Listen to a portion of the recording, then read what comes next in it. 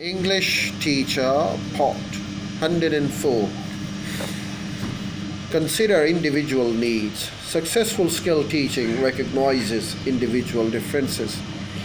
Each learner has different areas of strength and weakness, and so some students will need more skills practice than the others. The focus of practice may vary from each person. Take account of this initially. At any rate, do not impose the same expectations of speed, dexterity, and accuracy on your whole class. To try to do so would only lead to a confusion and frustration. Cooperative group strategies or peer teaching may be useful for individualizing objectives, instruction, and the practice of many cognitive and affective skills. You can also help students to individualize their practice as you circulate during seat work sessions. Check for understanding. To learn a skill, students must do more than memorize steps or operations. They must understand how and why the steps connect. Check after each step to make sure your students have understood its function and mastered it before you go on to the next step.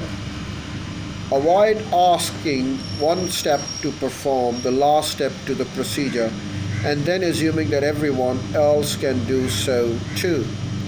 Instead, evaluate and record each student's progress. Remember that poor skill development may result from a failure to assess the progress of individuals. Provide guidance. The kind and amount of the guidance you should depend in part on individual student, his or her development level and previous experience. Match your guidance to the cues gleaned from the learners. Make it positive, concise, and focused on the skills you are teaching. Wise guidance in the initial stages of the skill learning can greatly increase your students' success rate. As your student skills level rises, you should help them learn to function independently by gradually withdrawing your guidance. Provide positive reinforcement. Approving and rewarding correct or desirable behavior gives students the positive reinforcement they need. Reinforcement is particularly effective in promoting skills learning when it is immediate, earned details the aspect of the performance and explains their success. Vague approval is not helpful, nor is merely telling a learner what not to do, especially when it makes him or her feel negative about practicing a skill.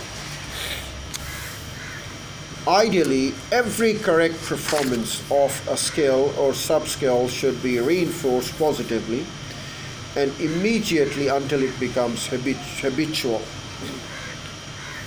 Since this ideal is obviously impractical in teaching a class,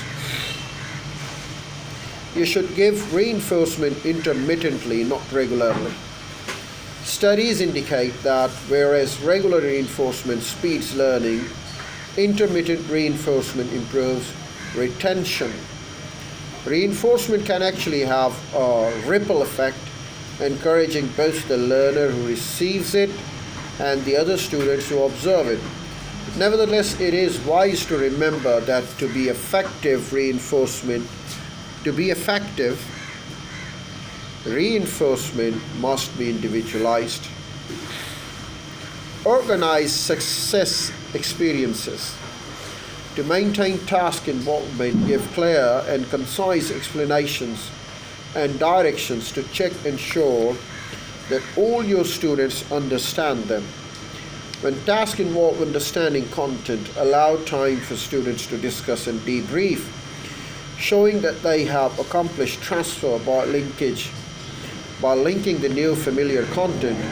Since learners need tasks at which they can succeed after reasonable effort in order to maintain their self-esteem and interest,